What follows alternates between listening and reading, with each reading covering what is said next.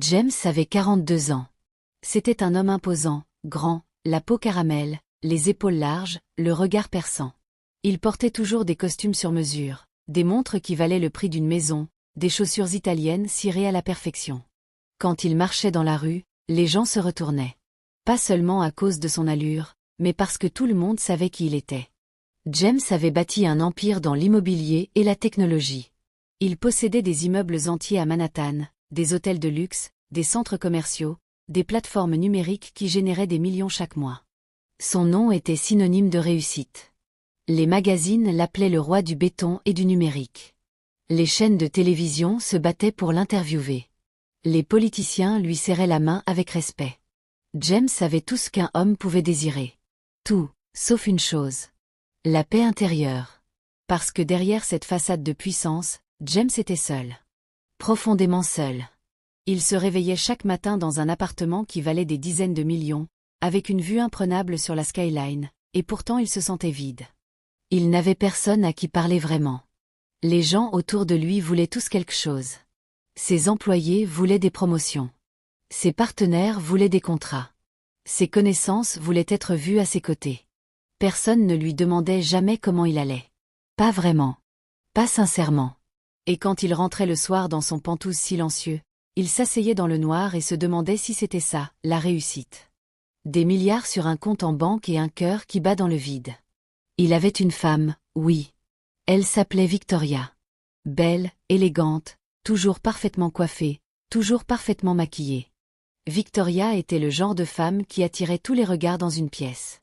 Grande, mince, la peau caramel comme du miel, les yeux en amande, les lèvres pleines. Elle souriait tout le temps.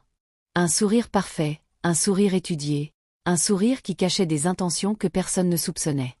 Victoria avait épousé James il y a 8 ans. À l'époque, James n'était pas encore aussi riche. Il avait de l'argent, oui, mais pas un empire.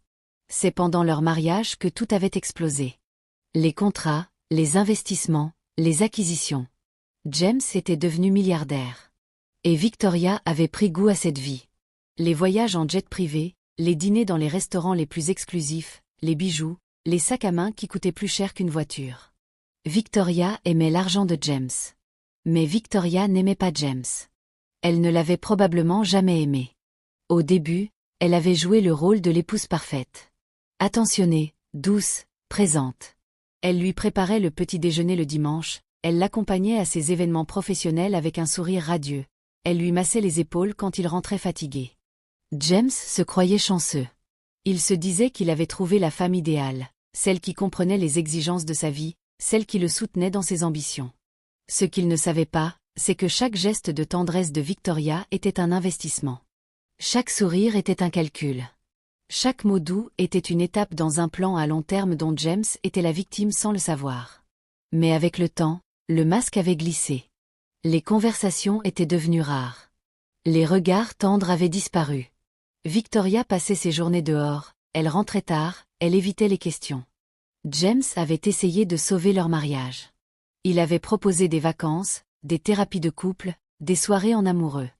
Mais Victoria avait toujours une excuse. Elle était fatiguée.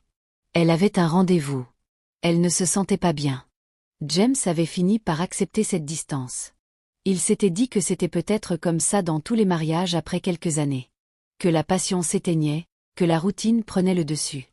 Il ne savait pas que la réalité était bien pire que de la simple indifférence. Ce soir-là, c'était un vendredi de novembre. Il faisait froid. Le genre de froid qui vous mord le visage dès que vous sortez d'un bâtiment. James venait de finir une longue journée de travail. Des réunions interminables, des contrats à signer, des décisions à prendre. Il était épuisé. Son bureau se trouvait au 42e étage d'une tour moderne en plein cœur de Manhattan. Par la baie vitrée, on pouvait voir toute la ville illuminée. Des millions de lumières, des millions de vies, et parmi toutes ces vies, la sienne qui allait basculer dans les prochaines minutes. James a pris l'ascenseur avec ses 2 gardes du corps. Marcus et Derek. 2 hommes solides, entraînés, toujours en costume noir, toujours vigilants. Marcus était le plus ancien. Il travaillait pour James depuis 6 ans. Derek était plus jeune, plus nerveux, toujours la main près de sa ceinture. Ils ne parlaient pas beaucoup. Leur travail, c'était de protéger James, pas de faire la conversation. Et il le faisait bien. Du moins, c'est ce que tout le monde croyait.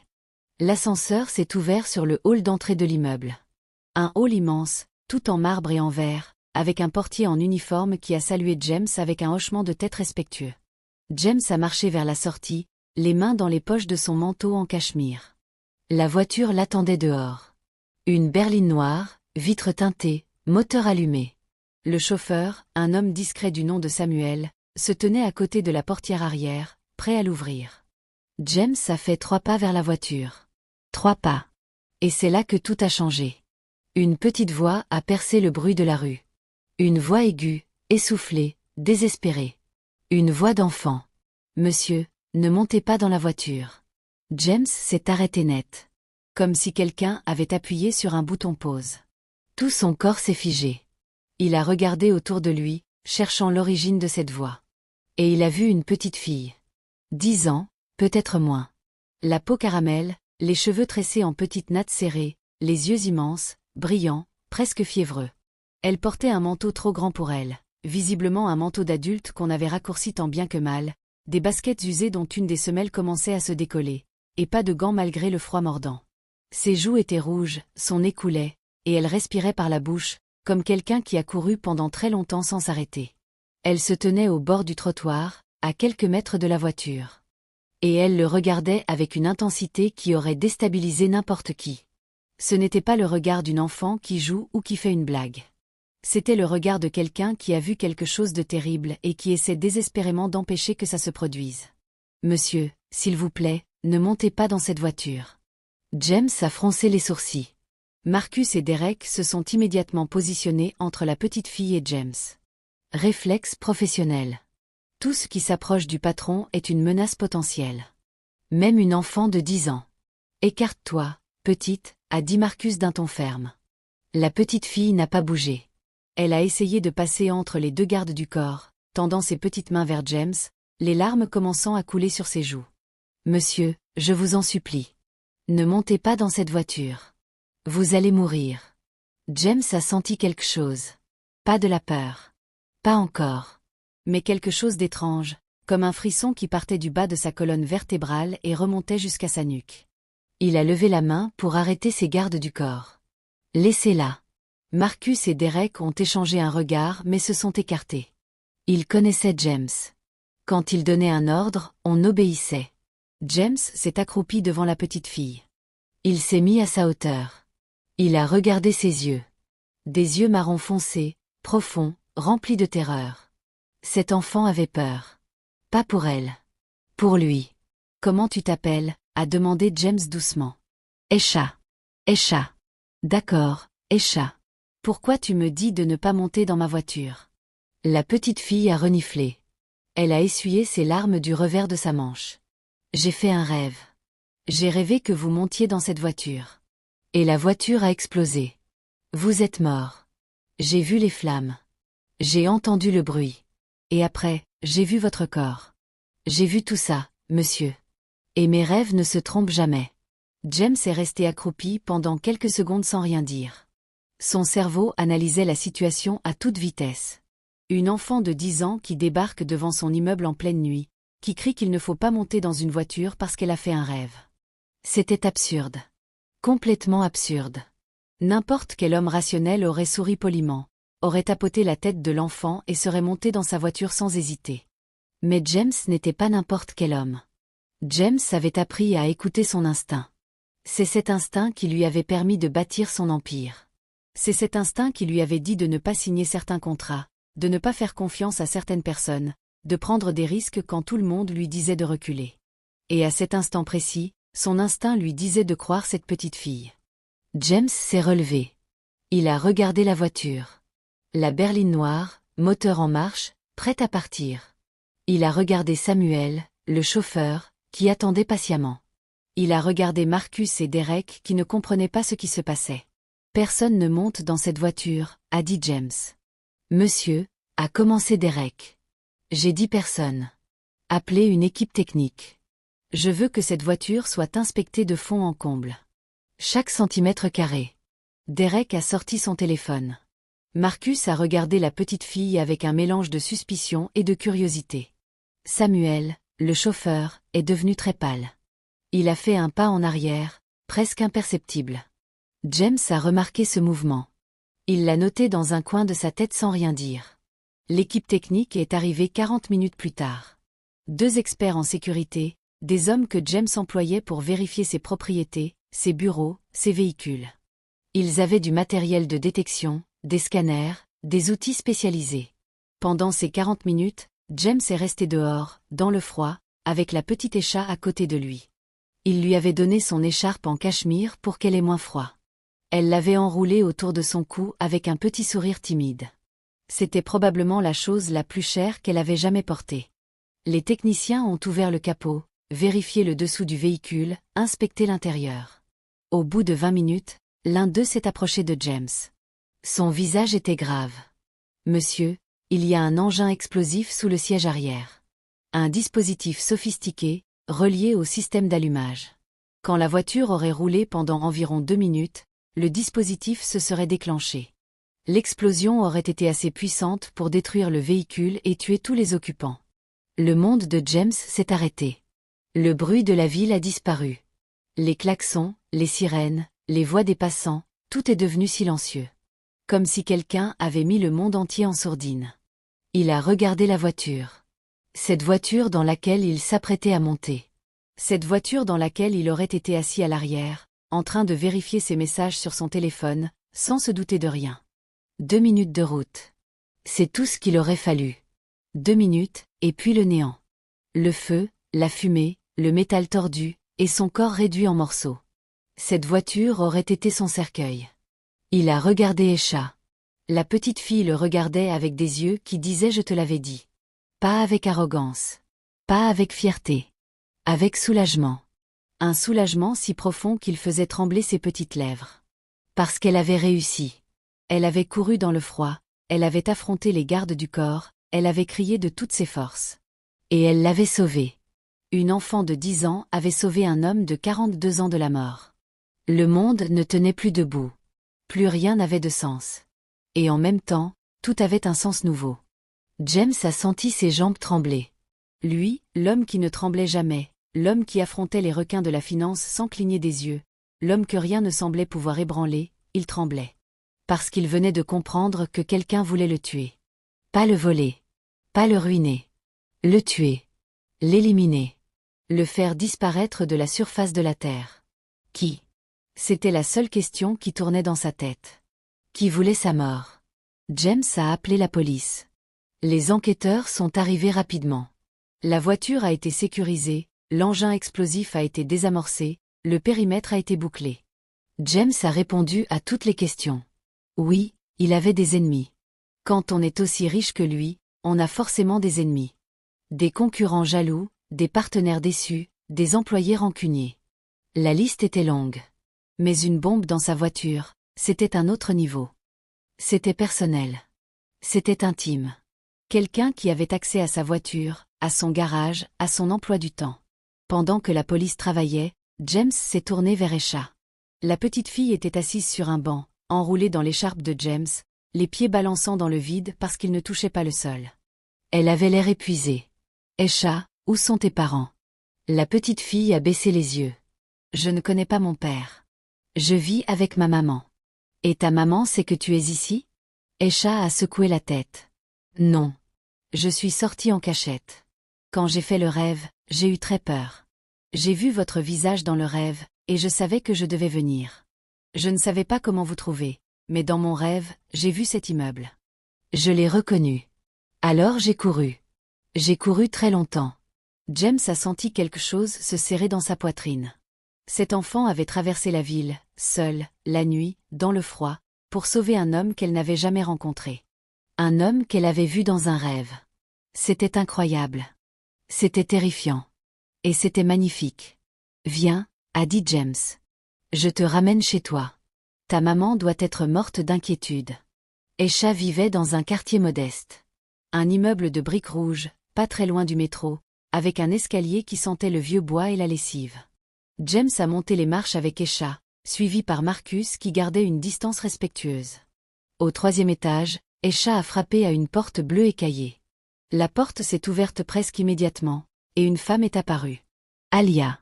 James a eu le souffle coupé. Pas parce qu'Alia ressemblait à une mannequin de magazine. Mais parce qu'il y avait quelque chose dans son visage, quelque chose de réel, de vrai, de lumineux. Alia avait 32 ans. La peau caramel, les yeux noisettes, les pommettes hautes, les cheveux naturels coupés courts. Elle était belle, d'une beauté simple, honnête, sans artifice. Elle portait un vieux jogging et un t-shirt délavé, mais elle avait plus de dignité dans sa posture que Victoria dans ses robes de créateur. Quand Alia a vu Esha, son visage est passé par toutes les émotions en quelques secondes. Le soulagement, la colère, la peur, puis de nouveau le soulagement. Elle s'est précipitée sur sa fille, l'a serrée dans ses bras si fort qu'Esha a laissé échapper un petit cri. « Où tu étais ? Je t'ai cherché partout. J'ai failli appeler la police. Esha, tu m'entends ? Où tu étais ? Maman, j'ai dû aller sauver quelqu'un. » Alia a levé les yeux et a vu James. Puis Marcus derrière lui. Elle s'est redressée, méfiante. « Qui êtes-vous ? Qu'est-ce que vous faites avec ma fille ? » James a levé les mains en signe de paix. « Madame, je m'appelle James. Votre fille m'a sauvé la vie ce soir. » Et il a tout raconté. Le rêve d'Esha. Son arrivée devant l'immeuble. Son avertissement. La bombe dans la voiture. Tout. Alia a écouté sans l'interrompre. Son visage est devenu de plus en plus grave. Quand James a fini, Alia s'est assise sur le canapé, a pris le visage d'Esha entre ses mains et l'a regardé longuement. « Maman, » a dit Esha, « j'ai vu le rêve et je devais y aller. Je ne pouvais pas laisser quelqu'un mourir sans rien faire. » Alia a fermé les yeux un instant. Puis elle a regardé James. « Ma fille est comme ça depuis qu'elle est petite. Les rêves. Ça a commencé quand elle avait 5 ans. Elle a rêvé que la voisine d'en dessous allait tomber dans l'escalier. Le lendemain, la voisine est tombée et s'est cassé la hanche. Esha a rêvé qu'il y aurait un incendie dans l'immeuble d'à côté. 3 jours plus tard, un incendie s'est déclaré dans la cuisine du 2e étage. Elle a rêvé que son professeur à l'école allait avoir un accident de voiture. La semaine suivante, le professeur a eu un accident sur l'autoroute. À chaque fois, elle voit des choses avant qu'elles n'arrivent. Et à chaque fois, ce qu'elle voit se réalise. Alia a pris une profonde inspiration. Je ne sais pas si c'est un don ou une malédiction. Parfois, elle se réveille en pleurant au milieu de la nuit. Parfois, elle refuse d'aller à l'école parce qu'elle a vu quelque chose de terrible. C'est lourd pour une enfant. Très lourd. Et je ne sais pas comment l'aider. James a regardé Esha. La petite fille était assise sur une chaise, les pieds toujours dans le vide, son écharpe en cachemire toujours autour du cou. Elle avait l'air si petite, si fragile, et pourtant si forte. C'est un don, a dit James avec conviction. Ce que votre fille possède, c'est un don. Et ce soir, ce don m'a sauvé la vie. Sans Esha, je serais mort. Littéralement mort. Alors croyez-moi quand je vous dis que ce n'est pas une malédiction. C'est quelque chose de précieux. Et votre fille est extraordinaire. Alia a souri. Un sourire fatigué, un sourire de mère qui porte le monde sur ses épaules, mais un vrai sourire. James est parti ce soir-là avec un poids énorme sur le cœur. Quelqu'un voulait le tuer. Et il devait trouver qui. Mais il est aussi parti avec quelque chose d'autre. Une lumière. Petite, fragile, inattendue. La lumière d'une petite fille qui avait le courage de traverser une ville entière pour sauver un inconnu. Et la lumière d'une femme qui élevait cet enfant toute seule, avec dignité, avec amour, avec une force silencieuse qui forçait le respect. Les jours suivants ont été les plus difficiles de la vie de James. La police enquêtait, mais James savait que les enquêtes officielles prennent du temps. Trop de temps. Il a engagé son propre enquêteur privé. Un homme du nom de Raymond. Ancien agent fédéral, discret, méthodique, redoutable. James lui a donné carte blanche. Trouvez qui a mis cette bombe dans ma voiture. Et trouvez-le vite. Raymond a commencé par le plus évident. Les caméras de surveillance du parking souterrain de l'immeuble de James. Le parking était sécurisé, accessible uniquement avec un badge. La liste des personnes ayant accès à ce parking était courte. James, Victoria, Samuel le chauffeur, Marcus et Derek les gardes du corps, et le personnel de maintenance de l'immeuble. Les images des caméras ont montré quelque chose d'intéressant. 2 nuits avant l'incident, à 3 heures du matin, une silhouette était entrée dans le parking. La silhouette portait un sweat à capuche et des gants. Elle s'est dirigée directement vers la voiture de James, a ouvert le véhicule sans forcer la serrure, ce qui signifiait qu'elle avait une clé ou un double, et a passé environ 20 minutes sous le siège arrière. Puis elle est repartie par la même entrée. Raymond a analysé la silhouette. La taille, la corpulence, la démarche. Ce n'était pas un professionnel. La personne était nerveuse, elle regardait sans cesse par-dessus son épaule. Et il y avait un détail. À un moment, en passant sous une caméra, la capuche a légèrement glissé. Juste une fraction de seconde. Mais suffisamment pour que Raymond puisse apercevoir quelque chose. Une boucle d'oreille. Une boucle d'oreille distinctive, en forme de serpent, avec un petit diamant en guise d'œil. Raymond a montré l'image à James. James a senti son sang se glacer. Il connaissait cette boucle d'oreille. Il l'avait lui-même offerte. À Victoria. James a refusé d'y croire au début. C'était impossible. Sa femme. Sa propre femme. Oui, leur mariage était froid. Oui, ils ne s'aimaient plus. Mais de là à vouloir le tuer. C'était un pas que son esprit refusait de franchir. Mais Raymond était méthodique. Il ne s'arrêtait pas aux émotions. Il suivait les faits. Et les faits étaient accablants. Raymond a découvert que Victoria avait consulté un avocat spécialisé en succession 2 mois avant l'incident.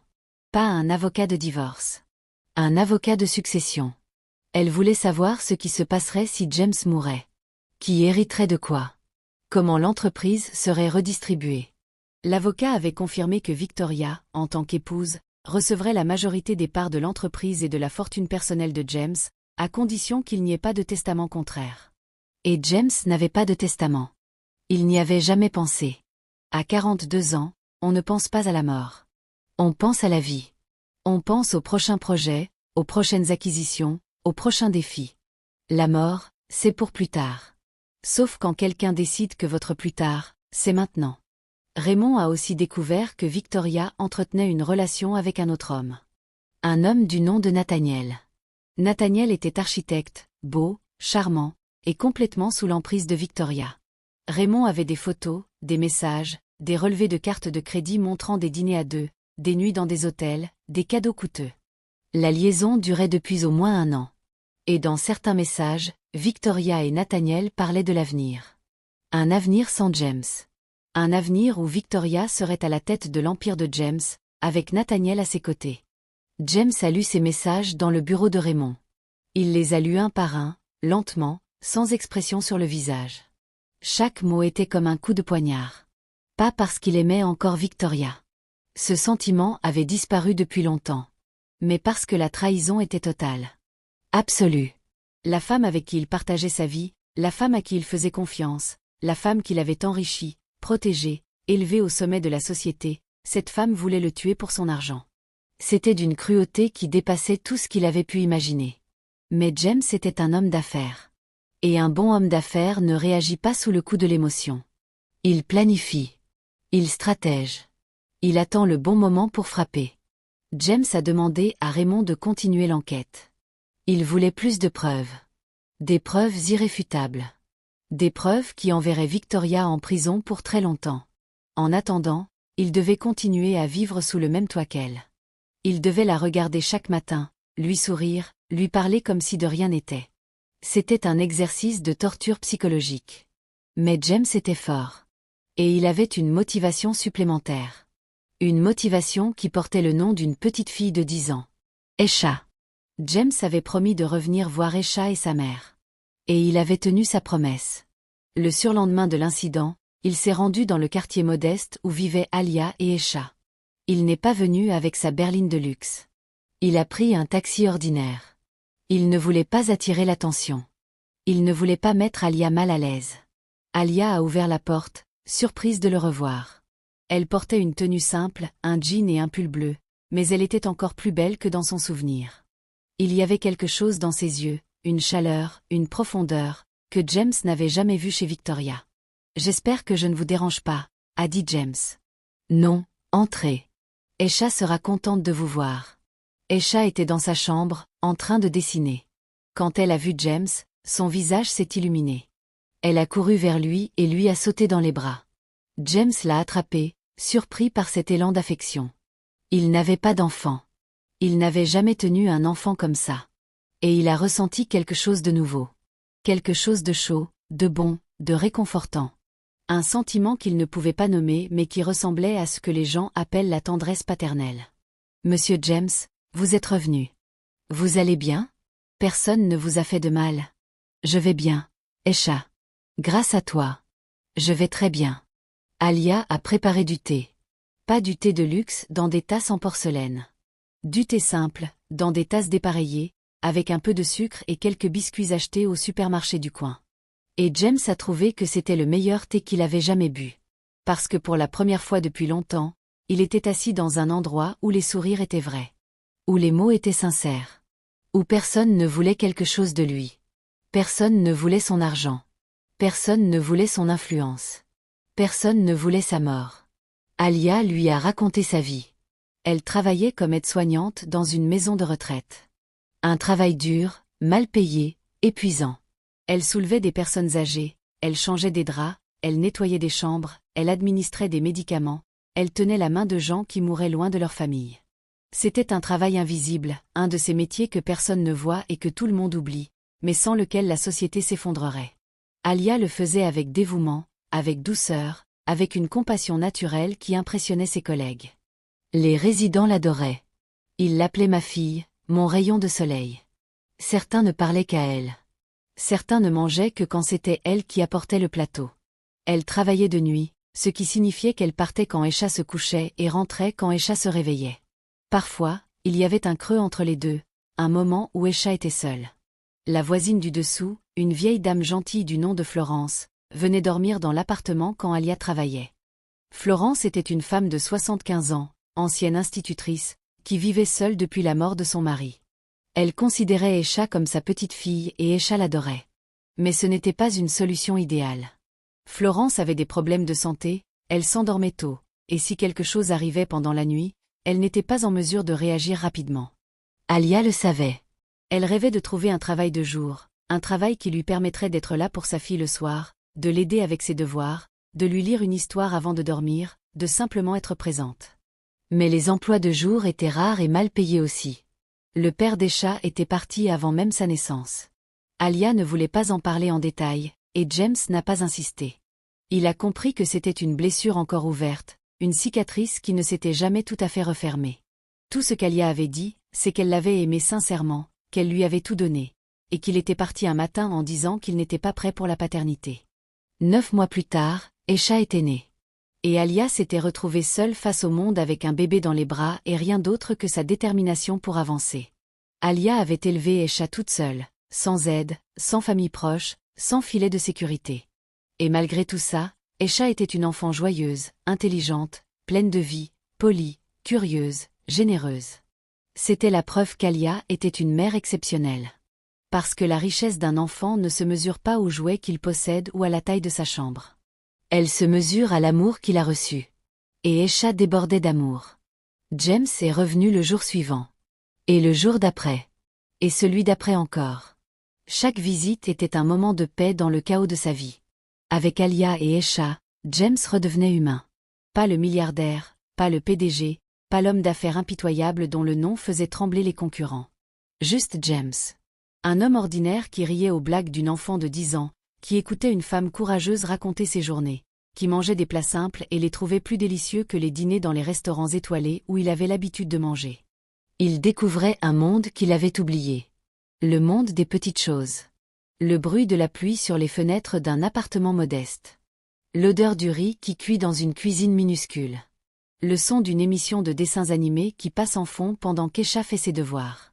Le craquement du parquet quand Alia marche pieds nus pour aller chercher une couverture supplémentaire. Toutes ces choses que l'argent ne peut pas acheter parce qu'elles n'ont pas de prix. Esha s'était attachée à James comme si elle l'avait toujours connu. Comme s'il avait toujours fait partie de sa vie et qu'il revenait simplement d'un long voyage. Elle lui montrait ses dessins avec fierté, lui racontait ses journées à l'école dans les moindres détails, lui posait 1000 questions sans jamais se fatiguer. Pourquoi les étoiles brillent la nuit? Est-ce que les poissons dorment? Pourquoi les adultes ne jouent plus? Est-ce que la lune est triste quand on ne la regarde pas? Est-ce que les nuages ont des prénoms? James répondait à chaque question avec patience et attention, même quand il ne connaissait pas la réponse. Pour les questions auxquelles il ne savait pas répondre, il inventait des histoires fantastiques qui faisaient rire Esha aux éclats. Et Alia les regardait depuis la cuisine, appuyée contre le chambranle de la porte, avec un sourire qui en disait plus que tous les mots du monde. James découvrait un monde qu'il ne connaissait pas. Le monde de l'enfance. Un monde simple, curieux, lumineux. Et puis il y avait les rêves d'Esha. Elle en parlait parfois, naturellement, comme si c'était normal. J'ai rêvé que la dame du 3e étage allait perdre ses clés. Et effectivement, le lendemain, la dame perdait ses clés. J'ai rêvé qu'il allait neiger dimanche. Et dimanche, il neigeait. Des petites choses, parfois. Des grandes choses, d'autres fois. Ce don était réel. James en était désormais convaincu. Et il se faisait une promesse silencieuse. Protéger cet enfant. Faire en sorte que ce don ne soit jamais un fardeau pour elle, mais toujours une force. Pendant ce temps, Raymond continuait son travail. L'enquête avançait méthodiquement. Raymond avait réussi à identifier le fournisseur de l'explosif utilisé dans la voiture de James. Un homme connu dans certains milieux souterrains, un spécialiste en dispositifs artisanaux. Raymond l'avait retrouvé et l'avait fait parler. Pas par la violence. Par l'argent. L'homme avait confirmé avoir fabriqué et installé le dispositif. Et il avait donné un nom. Pas celui de Victoria directement. Mais celui de Nathaniel. C'est Nathaniel qui l'avait contacté, qui l'avait payé, qui lui avait donné les clés de la voiture et les codes d'accès au parking. Mais l'homme avait ajouté quelque chose. Ce n'est pas Nathaniel qui a eu l'idée. Quelqu'un d'autre tire les ficelles. Une femme. Il ne m'a pas donné son nom, mais il en avait peur. Très peur. La boucle se refermait. Nathaniel était l'exécutant. Victoria était le cerveau. James a reçu cette information comme un deuxième coup de poignard. Le premier, c'était de savoir que Victoria voulait le tuer. Le deuxième, c'était de comprendre à quel point elle avait planifié ça froidement. Ce n'était pas un geste impulsif, un moment de folie. C'était une opération calculée, méthodique, avec des intermédiaires, du matériel spécialisé, un plan d'exécution précis. Victoria avait réfléchi à chaque détail. Elle avait choisi le bon moment, le vendredi soir, quand James était fatigué et moins vigilant. Elle avait choisi le bon dispositif, un engin qui ne se déclenchait pas immédiatement mais après 2 minutes de route, pour que l'explosion se produise loin de l'immeuble et brouille les pistes. Elle avait même pensé à utiliser Nathaniel comme intermédiaire pour ne jamais être directement lié au fournisseur de l'explosif. C'était un plan de professionnel.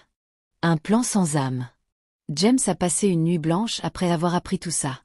Il est resté assis dans son bureau, dans le noir, à regarder par la fenêtre. La ville ne dormait jamais. Des millions de lumières, des millions de vies. Et quelque part dans cette ville, sa femme dormait paisiblement, rêvant peut-être de la fortune qu'elle hériterait bientôt. James a serré les poings. Pas de colère. De détermination. Il allait la faire tomber. Mais il allait le faire intelligemment. À sa manière. Comme il avait toujours tout fait dans sa vie. Raymond avait assez de preuves pour aller voir la police. Mais James voulait plus. Il voulait un aveu. Il voulait que Victoria se trahisse elle-même. Et pour ça, il avait un plan. James a organisé un dîner. Un dîner intime, à la maison, avec Victoria. Il a commandé les plats préférés de sa femme, du saumon grillé avec une sauce au citron, des légumes rôtis, un gâteau au chocolat pour le dessert. Il a mis de la musique douce, des morceaux de jazz qu'ils écoutaient au début de leur relation, quand tout semblait encore possible. Il a allumé des bougies, disposé des fleurs fraîches sur la table, sorti la vaisselle en porcelaine qu'il n'utilisait plus jamais. Il avait tout préparé comme une mise en scène. Parce que c'est exactement ce que c'était. Une mise en scène. Un piège. Sauf que cette fois, c'était Victoria qui était la cible. Victoria est rentrée ce soir-là et elle a trouvé l'appartement transformé. Elle s'est arrêtée sur le seuil du salon, surprise. Ses yeux ont balayé la pièce, les bougies, les fleurs, la table dressée pour deux. Puis elle a regardé James, qui se tenait debout dans son plus beau costume, un verre de vin à la main, le sourire aux lèvres. Un sourire que Victoria ne lui avait pas vu depuis des années. « Qu'est-ce que c'est que tout ça ?» a demandé Victoria. « J'avais envie de passer une soirée avec toi. Juste toi et moi. Comme avant. » Victoria a souri. Ce sourire parfait, étudié, répété des milliers de fois devant le miroir. Ce sourire qui ne montait jamais jusqu'aux yeux. Mais ce soir, elle avait l'air agréablement surprise. presque heureuse. Ou plutôt, elle jouait la surprise et le bonheur avec un talent qui aurait mérité un prix de théâtre. Elle a posé son sac, a enlevé son manteau, a embrassé James sur la joue. Et James a senti le parfum de sa femme, ce parfum cher qu'il lui avait offert pour son anniversaire, et il s'est demandé si elle portait ce même parfum quand elle retrouvait Nathaniel. Ils se sont assis face à face. Victoria a goûté le vin, a complimenté le saumon, a ri à une anecdote que James racontait sur une réunion au bureau. Elle a même touché la main de James pendant le repas, un geste qu'elle n'avait pas eu depuis des mois. Et James a joué le jeu. Il a été charmant, attentionné, drôle. Il a regardé cette femme et il a vu le masque. Chaque sourire était calculé. Chaque mot était étudié. Chaque geste était une performance. Victoria était une actrice. Et ce soir, elle jouait le rôle de l'épouse aimante pour un homme qu'elle avait essayé de tuer. Au milieu du repas, James a lâché sa bombe. Pas une vraie bombe. Des mots. J'ai pris une décision importante, Victoria. J'ai rencontré un notaire cette semaine. J'ai rédigé mon testament. Victoria a posé sa fourchette. Ses yeux se sont légèrement rétrécis. Presque imperceptiblement. Mais James connaissait ce regard. C'était le regard du prédateur qui sent que quelque chose a changé dans l'équation. Ton testament? Oui. Avec tout ce qui s'est passé, la bombe dans la voiture, j'ai réalisé que je devais mettre mes affaires en ordre. On ne sait jamais ce qui peut arriver. Et qu'est-ce que dit ce testament? James a souri. L'essentiel de ma fortune et de mes parts dans l'entreprise iront à une fondation caritative. Pour l'éducation des enfants défavorisés. J'ai aussi prévu une somme pour toi, bien sûr. Pas la majorité, mais une somme confortable. Le visage de Victoria s'est figé. Pendant une fraction de seconde seulement, James a vu la rage. Pure, brûlante, incontrôlable. Puis le masque est revenu, aussi vite qu'il était tombé. C'est très généreux de ta part, James. Les enfants défavorisés, c'est une belle cause.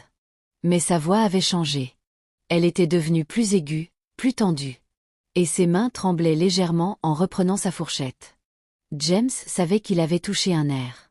Le plan de Victoria reposait sur le fait qu'elle hériterait de tout en cas de décès de James. Avec un testament qui dirigeait la fortune ailleurs, tout son plan tombait à l'eau. Et James savait que Victoria allait paniquer. Qu'elle allait faire quelque chose d'imprudent. Et c'est exactement ce qui s'est passé. Le soir même, après le dîner, pendant que James faisait semblant de dormir, il a entendu Victoria dans la salle de bain, au téléphone. Elle chuchotait, mais les murs de leur appartement n'étaient pas aussi épais qu'elle le croyait. Il a fait un testament. Tout va à une fondation. On n'aura rien. Il faut accélérer. Il faut trouver une autre solution. Avant qu'il ne change d'autre chose. James avait placé un enregistreur dans la salle de bain 3 jours plus tôt. Sur les conseils de Raymond. Chaque mot de Victoria a été capturé. Chaque mot, chaque murmure, chaque instruction à Nathaniel. Tout était enregistré. Le lendemain, James a transmis tous les éléments à la police. Les images de surveillance, les relevés bancaires, les témoignages, et surtout l'enregistrement audio. 2 jours plus tard, Victoria et Nathaniel ont été arrêtés. Victoria a été interpellée dans un salon de coiffure haut de gamme, les mains dans les gants de latex qu'on lui enfilait pour sa manucure. L'ironie était presque poétique. La femme qui avait planifié un meurtre avec tant de soin n'avait même pas eu le temps de finir sa manucure. L'arrestation a fait les gros titres. Les journaux, les chaînes de télévision, les réseaux sociaux, tout le monde parlait de l'affaire. La femme du milliardaire qui voulait le tuer pour son argent. C'était le genre d'histoire qui fascinait les gens. Les émissions de débat en discutaient pendant des heures. Les experts en criminologie analysaient le profil de Victoria. Les psychologues essayaient de comprendre comment une femme pouvait planifier la mort de son propre mari avec autant de sang-froid. Les voisins de James étaient interviewés, les anciens amis de Victoria témoignaient, les collègues de Nathaniel racontaient qu'ils avaient toujours senti que quelque chose n'allait pas. Mais pour James, ce n'était pas une histoire fascinante. Ce n'était pas un fait divers qu'on commente entre 2 gorgées de café. C'était sa vie. Sa douleur. Sa trahison. Chaque article, chaque reportage, chaque commentaire sur les réseaux sociaux était comme du sel sur une plaie ouverte. Des inconnus jugeaient sa vie, spéculaient sur son mariage, inventaient des détails qu'ils ne connaissaient pas. James a appris à ne plus lire les journaux, à ne plus regarder la télévision, à ne plus consulter les réseaux sociaux. Il s'est enfermé dans un silence protecteur et n'a laissé entrer que les personnes qui comptaient vraiment. Victoria a été inculpée de tentative de meurtre, de complot et d'association de malfaiteurs. Nathaniel aussi. Lors de son interrogatoire, Victoria n'a montré aucun remords. Elle a regardé les enquêteurs avec un calme glacial et a dit une seule phrase avant de demander son avocat. Il ne méritait pas tout cet argent. Personne ne mérite autant d'argent. C'était sa justification. Sa raison. Pas la jalousie, pas la haine, pas la folie. La cupidité pure. Victoria estimait que l'argent de James devait lui revenir. Point final. Et elle était prête à tuer pour ça. James a demandé le divorce immédiatement. Avec les preuves d'infidélité et la tentative de meurtre, la procédure a été rapide. Le juge n'a eu aucune hésitation. Victoria n'a rien obtenu. Pas un centime. Pas une part. Rien. Elle est partie comme elle était arrivée. Les mains vides. Sauf que cette fois, elle partait en prison. Pendant toute cette période, James a continué à voir Alia et Esha. Elles étaient devenues son refuge. Son point d'ancrage dans la tempête. Quand tout s'effondrait autour de lui, quand les médias le harcelaient, quand les nuits étaient longues et les pensées sombres, il pensait à Esha et son sourire lumineux. Il pensait à Alia et sa force tranquille. Alia avait suivi l'affaire dans les journaux. Elle n'avait rien dit à James. Elle ne lui avait pas posé de questions. Elle ne l'avait pas jugé. Elle lui avait simplement ouvert sa porte, lui avait servi du thé, et lui avait laissé le silence quand il en avait besoin, et la conversation quand il en avait envie. C'est ça, la vraie présence. Pas les mots creux, pas les faux réconforts. Juste être là. Simplement être là. Un soir, James était assis sur le vieux canapé d'Alia, Esha endormie contre son épaule, sa petite tête posée contre son bras. Alia était assise en face de lui, les jambes repliées sous elle, une tasse de thé entre les mains. La lumière de la lampe créait des ombres douces sur son visage. Elle était d'une beauté à couper le souffle. Pas la beauté froide et calculée de Victoria. Une beauté vivante, chaleureuse, authentique. James l'a regardée et il a senti son cœur faire quelque chose qu'il n'avait pas fait depuis très longtemps. Son cœur s'est ouvert. Pas d'un coup, pas violemment. Doucement. Comme une fleur qui s'ouvre au soleil du matin. James tombait amoureux. Et pour la première fois de sa vie, c'était réel.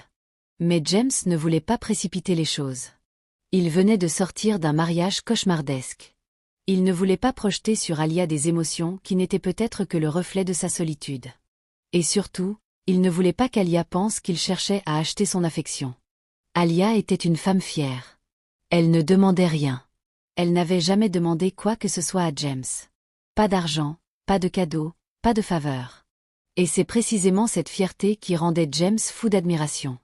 Les semaines ont passé. James venait presque tous les jours. Il aidait Esha avec ses devoirs. Il découvrait qu'elle était brillante à l'école, surtout en mathématiques et en arts plastiques. Ses dessins étaient remarquables pour une enfant de son âge. Des dessins pleins de couleurs, de mouvements, de vie. James a fait encadrer l'un de ses dessins et l'a accroché dans son bureau. Un dessin qui représentait 3 personnes sous un arc-en-ciel. Quand James avait demandé à Esha qui étaient les 3 personnes, elle avait répondu avec un grand sourire. « C'est toi, maman et moi. » James avait dû détourner le regard pour qu'Esha ne voie pas ses yeux briller. Il a aussi commencé à aider Alia discrètement. Pas avec de l'argent directement. Il savait qu'elle refuserait.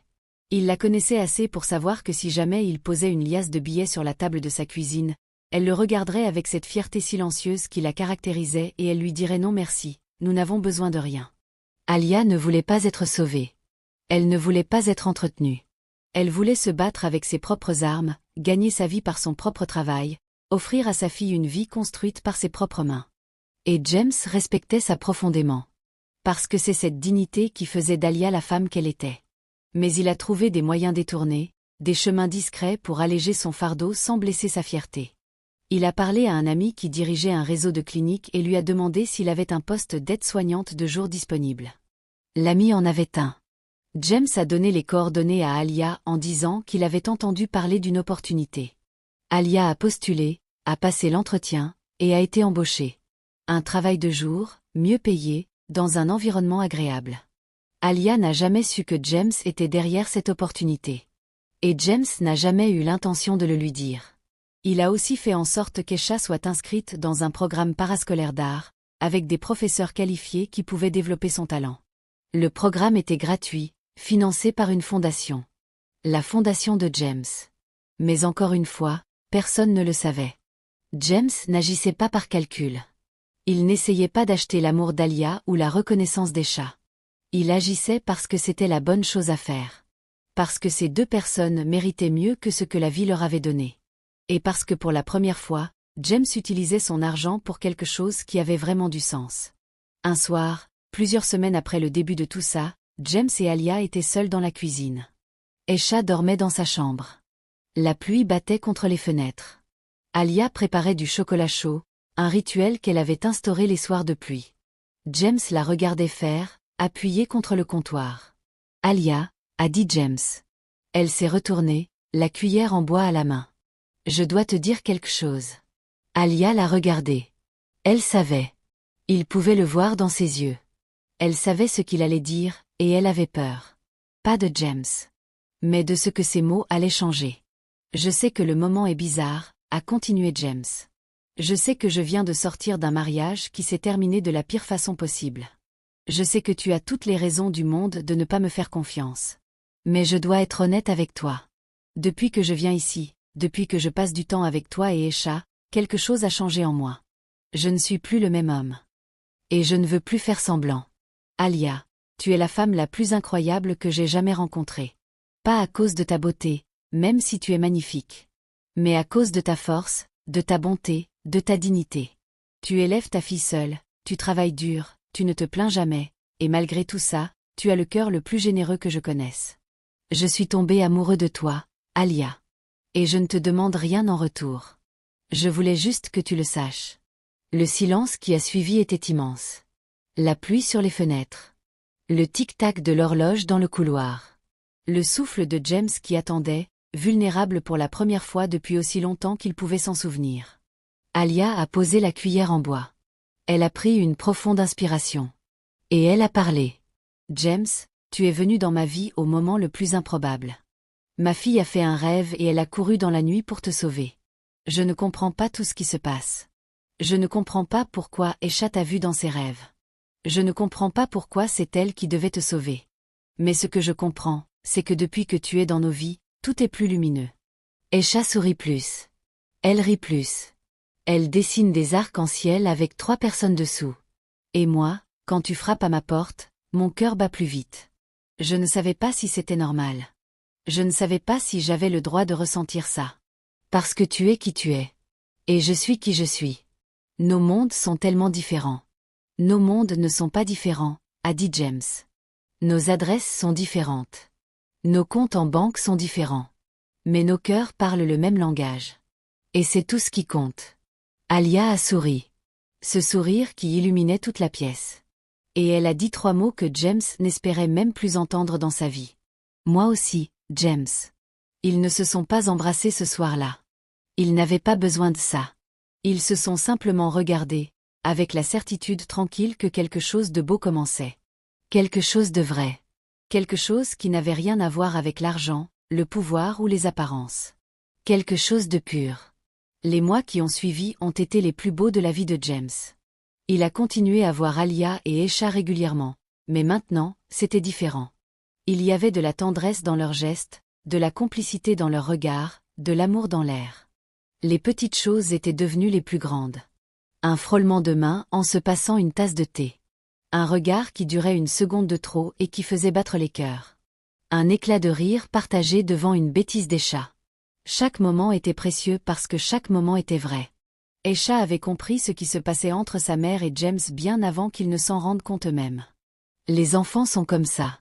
Ils voient ce que les adultes essaient de cacher. Un matin, elle avait dit à sa mère avec le plus grand naturel du monde, « Tu sais maman, quand tu vois James, tes yeux deviennent brillants comme des étoiles. » Alia avait rougi violemment et avait changé de sujet. Mais Esha avait souri, satisfaite de sa découverte. Esha était ravie de cette relation naissante. Pas parce que James était riche. Esha ne comprenait pas vraiment ce que signifiait être riche. Pour elle, riche, c'était avoir assez de crayons de couleur pour dessiner tous les arcs-en-ciel du monde. Elle était ravie parce que James était gentil, parce qu'il la faisait rire, parce qu'il l'écoutait quand elle parlait de ses rêves sans jamais lui dire que c'était juste son imagination. et parce que quand il était là, sa maman souriait. Sa maman ne souriait pas assez, pensait Esha. Elle travaillait trop, elle s'inquiétait trop, elle se sacrifiait trop. Mais quand James frappait à la porte, le visage d'Alia s'illuminait comme un matin de printemps.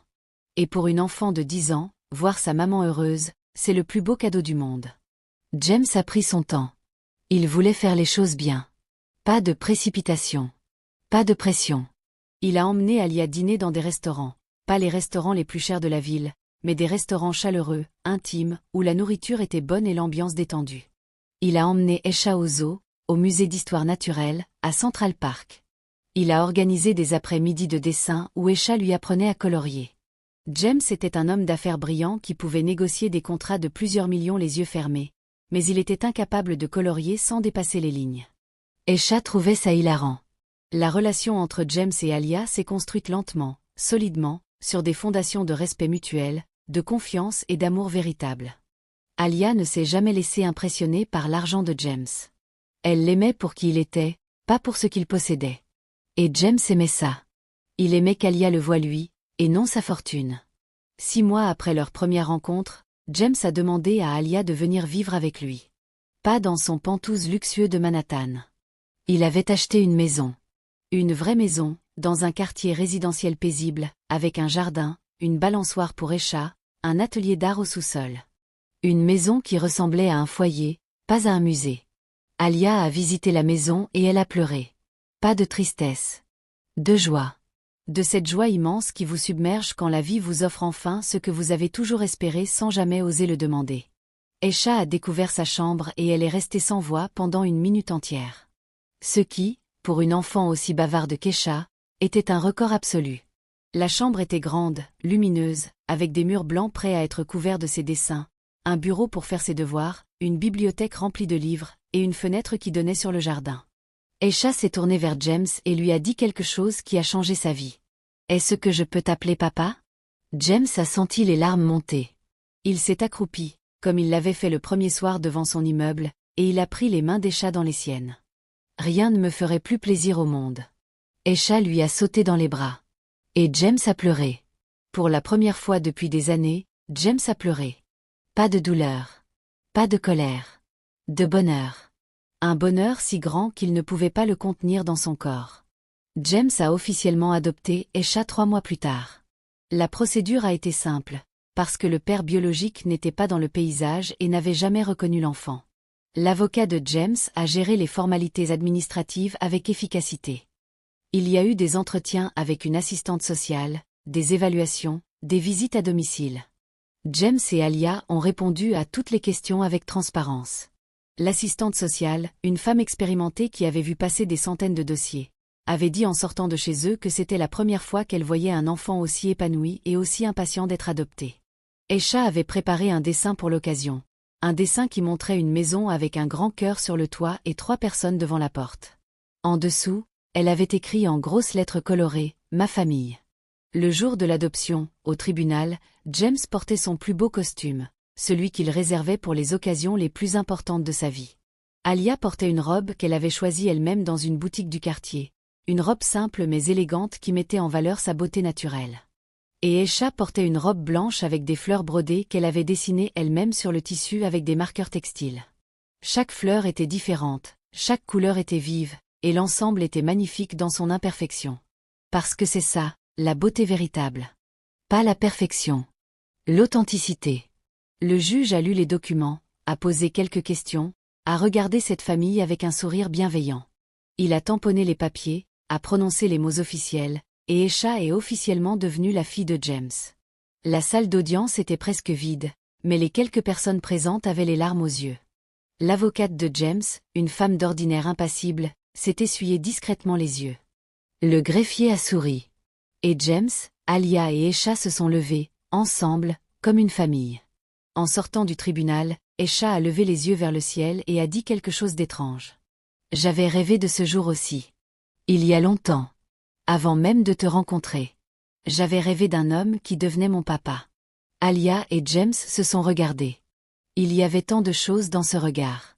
De la gratitude, de l'amour, de l'émerveillement face à cet enfant extraordinaire qui voyait le futur dans ses rêves. Le mariage de James et Alia a eu lieu 4 mois après l'adoption. Un mariage simple, intime, avec quelques amis proches. Pas de jet privé, pas de château, pas de robe à 100 000 $. Pas de photographe de magazine, pas de caméra de télévision, pas de couverture médiatique. Juste 2 personnes qui s'aimaient et une petite fille qui rayonnait de bonheur. La cérémonie a eu lieu dans un jardin botanique, sous une tonnelle couverte de fleurs blanches et roses. Le soleil de printemps filtrait à travers les feuilles, créant des jeux de lumière dorée sur l'herbe. Des chaises blanches étaient disposées en demi-cercle, et les quelques invités présents regardaient la scène avec émotion. Il y avait Florence, la voisine, qui portait son plus beau chapeau et qui pleurait déjà avant même que la cérémonie ne commence. Il y avait Raymond, l'enquêteur, qui avait troqué son costume gris pour un costume bleu et qui souriait pour la première fois depuis que James le connaissait. Il y avait Marcus, le garde du corps, qui se tenait droit comme un pilier mais qui avait les yeux brillants. Alia portait une robe blanche simple, élégante, sans fioritures, sans traîne interminable, sans voile compliqué. Juste une belle robe qui épousait ses formes avec grâce. Ses cheveux naturels étaient ornés de petites fleurs fraîches. Elle ne portait aucun bijou sauf un bracelet fin que James lui avait offert. Et elle était la plus belle mariée que James avait jamais vue. Pas parce que sa robe était la plus chère, mais parce que son sourire était le plus sincère. Aisha était demoiselle d'honneur, dans une robe assortie à celle de sa mère, avec une couronne de fleurs dans les cheveux. Elle a porté les alliances sur un petit coussin en velours bleu et elle n'a pas trébuché, malgré sa peur de le faire. Elle avait répété le trajet 10 fois la veille, comptant ses pas à voix haute, et elle avait dit à sa mère avec le plus grand sérieux. « Maman, si je tombe, tu fais comme si de rien n'était et tu continues de sourire. » Alia avait éclaté de rire. Quand James a passé l'anneau au doigt d'Alia, il a murmuré quelque chose que seule elle pouvait entendre. « Tu m'as donné ce que l'argent ne pouvait pas acheter. Un foyer.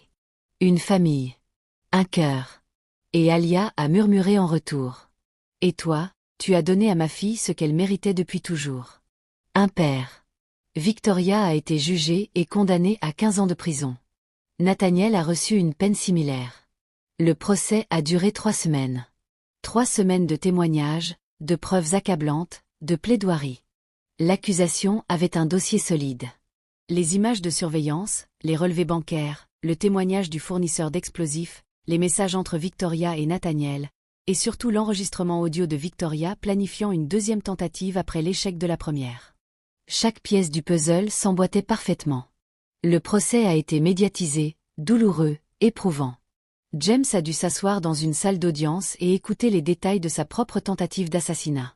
Il a dû entendre la voix de Victoria sur les enregistrements, froide, calculatrice, sans une once d'humanité. Il a dû voir les photos de l'engin explosif qui aurait dû le tuer. Mais James a tenu bon. Il a témoigné avec calme et dignité, répondant à chaque question de la défense sans se laisser déstabiliser. Quand l'avocat de Victoria a essayé de suggérer que James n'avait pas été un bon mari, que peut-être il avait poussé Victoria à bout, James a simplement répondu que même le pire des maris ne mérite pas une bombe sous son siège. La salle d'audience est restée silencieuse après cette réponse. Parce que c'était la vérité. Simple, directe, indiscutable. James n'a pas cherché la vengeance. Il a cherché la justice. Et la justice a été rendue. Pendant le procès, Victoria a regardé James une seule fois. Un regard froid, vide, sans le moindre regret. Et James a compris que cette femme n'avait jamais été capable d'aimer. Pas lui. Pas quiconque. Victoria n'aimait que le pouvoir et l'argent. Et maintenant, elle n'avait ni l'un ni l'autre. Après le procès, James a restructuré sa vie. Il a pris du recul sur tout ce qui lui était arrivé et il a compris quelque chose d'essentiel. Il avait passé 20 ans à construire un empire. 20 ans de réunions, de négociations, de nuits blanches, de stress permanent. 20 ans à courir après des chiffres, des parts de marché, des contrats toujours plus gros. Et pourquoi ? Pour se retrouver seul dans un Penthouse avec une femme qui planifiait sa mort. L'empire était toujours là. Les milliards étaient toujours sur les comptes. Mais James avait changé. Il ne voulait plus être l'homme le plus riche de la pièce. Il voulait être l'homme le plus présent dans sa famille. Il a gardé ses entreprises, mais il a délégué davantage. Il a nommé des directeurs de confiance à la tête de ses divisions principales, des gens compétents et honnêtes qu'il avait choisis avec le discernement aiguisé d'un homme qui avait failli mourir à cause d'une mauvaise confiance. Il a mis en place des systèmes de gouvernance transparents, des audits réguliers, des contre-pouvoirs. Plus jamais quelqu'un ne pourrait manipuler son entreprise dans l'ombre. Il passait moins de temps au bureau et plus de temps à la maison. Il emmenait Esha à l'école le matin, dans sa voiture ordinaire, pas dans une berline avec chauffeur. Il la récupérait le soir, il l'attendait devant le portail avec les autres parents, et quand Esha sortait en courant avec son cartable qui rebondissait sur son dos, elle criait papa si fort que tous les autres parents se retournaient en souriant. Il l'aidait avec ses devoirs, il assistait à ses spectacles scolaires, il applaudissait le plus fort de tous les parents quand elle montait sur scène. Il était devenu père. Vraiment père. Et c'était le plus beau rôle de sa vie. Esha continuait à avoir ses rêves. Parfois des petits rêves sans conséquence. Parfois des rêves plus importants. James et Alia avaient appris à gérer ça. Ils écoutaient Esha sans la juger. Ils la rassuraient quand les rêves étaient effrayants, et ils agissaient quand les rêves étaient des avertissements. Le don d'Esha n'était plus un fardeau. C'était une partie d'elle, une partie que sa famille acceptait et respectait. Un soir, environ 1 an après le mariage, James était assis dans le jardin. La nuit était douce, les étoiles brillaient, et il pouvait entendre la voix d'Esha à l'intérieur de la maison, en train de raconter une histoire à sa poupée. Alia est venue s'asseoir à côté de lui. Elle a posé sa tête sur son épaule. « À quoi tu penses ?» a demandé Alia. James a souri. « Je pense à ce soir de novembre. Devant mon immeuble. Une petite fille pieds nus sur le trottoir qui me criait de ne pas monter dans ma voiture. Si je n'avais pas écouté, si j'avais été comme tous ces gens qui n'écoutent pas les signes, je serais mort. Et je n'aurais jamais connu tout ça. Toi. Esha. Cette maison. Ce bonheur.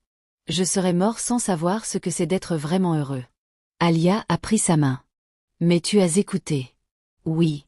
J'ai écouté. Et c'est la meilleure décision que j'ai jamais prise dans ma vie. Pas les contrats à plusieurs millions. Pas les acquisitions.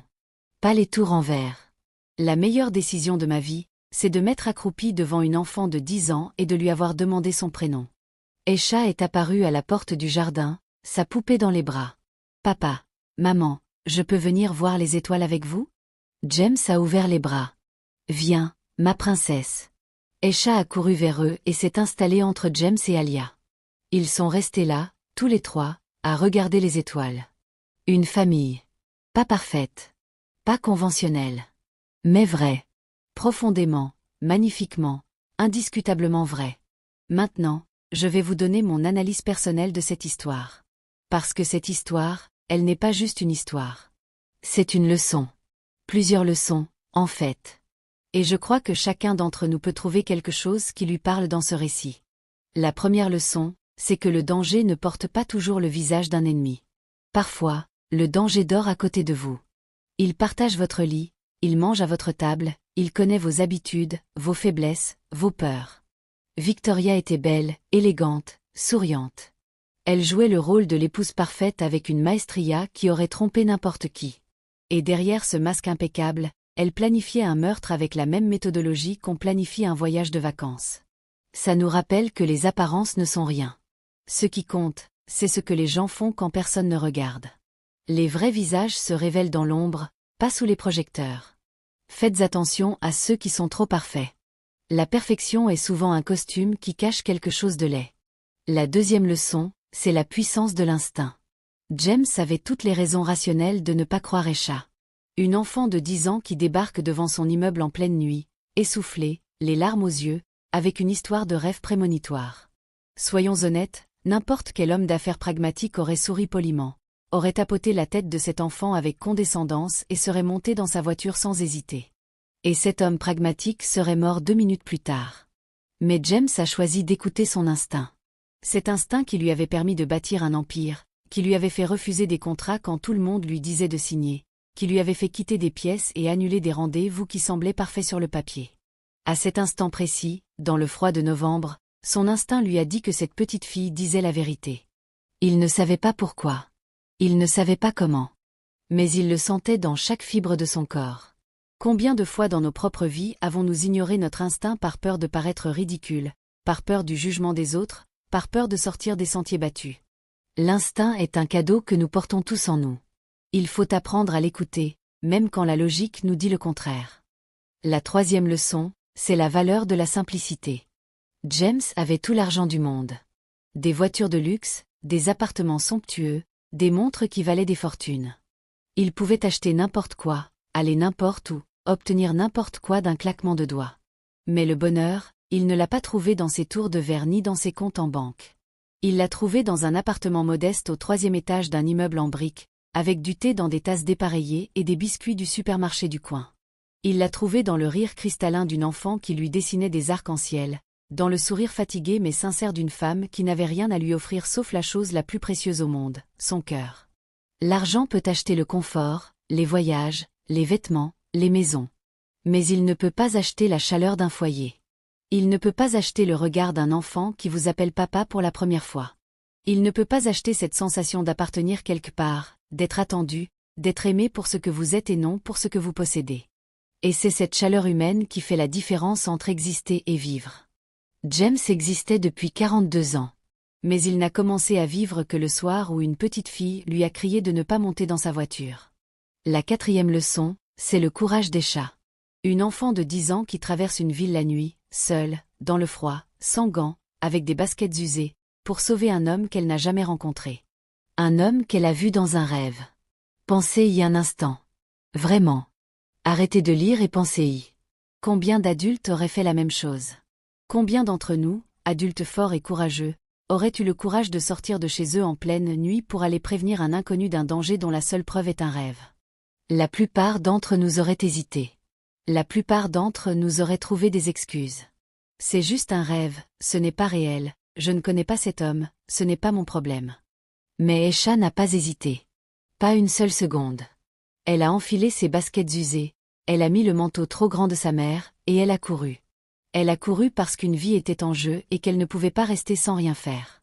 Esha nous enseigne que le courage n'a pas d'âge, pas de taille, pas de compte en banque. Et que parfois, les plus petits d'entre nous portent les plus grands actes de bravoure. Et la dernière leçon, c'est que la vie a un plan. Même quand tout semble chaotique, même quand la trahison nous frappe, même quand le sol se dérobe sous nos pieds, il y a un chemin. Un chemin qu'on ne voit pas toujours, mais qui nous mène là où on doit être. James devait perdre Victoria pour trouver Alia. Il devait frôler la mort pour comprendre la vraie valeur de la vie. Il devait rencontrer Esha pour découvrir ce que signifie être père. Chaque épreuve nous prépare à une bénédiction. Chaque douleur est le prix d'une joie à venir. Il faut juste avoir la patience d'attendre et la foi de continuer à marcher. Même quand la route est sombre. Même quand les jambes sont lourdes. Même quand on a l'impression que le monde entier est contre nous. Il faut continuer. Parce qu'au bout du chemin, il y a quelqu'un qui nous attend. Quelqu'un qu'on ne connaît pas encore. Quelqu'un qui changera tout. Pour James, cette personne, c'était une petite fille de 10 ans aux pieds nus sur un trottoir froid. Et elle a tout changé. Voilà, c'était mon analyse. Maintenant, c'est à vous. Je veux vous entendre. Dites-moi ce que vous pensez de cette histoire. Quel personnage vous a le plus touché? Est-ce que c'est James, l'homme qui a eu le courage d'écouter une enfant quand tout le monde l'aurait ignoré? Est-ce que c'est Esha, cette petite fille aux dons extraordinaires qui a traversé la ville en pleine nuit pour sauver un inconnu? Est-ce que c'est Alia, cette mère seule qui a élevé sa fille avec dignité et amour malgré toutes les difficultés? Ou est-ce que c'est Victoria, cette femme qui vous a mis en colère et qui vous rappelle que le mal peut se cacher derrière le plus beau des sourires? Quelle leçon résonne le plus avec votre propre vie? Est-ce que vous avez déjà ignoré votre instinct et regretté? Est-ce que vous avez déjà trouvé le bonheur là où vous ne l'attendiez pas? Est-ce que vous croyez aux rêves prémonitoires comme ceux d'Esha? Racontez-moi vos propres expériences. Chaque histoire mérite d'être entendue, et la vôtre aussi. Écrivez-moi tout ça dans les commentaires, je lis chaque message et je vous réponds. Et n'oubliez pas de vous abonner si ce n'est pas encore fait, de liker cette vidéo pour qu'elle puisse toucher encore plus de personnes, et de la partager avec quelqu'un qui a besoin de l'entendre aujourd'hui. Partagez-la avec cette personne qui traverse une épreuve et qui a besoin de croire que le meilleur est devant elle. On se retrouve très bientôt pour une nouvelle histoire. Prenez soin de vous et de ceux que vous aimez. La vie est courte, mais l'amour est éternel.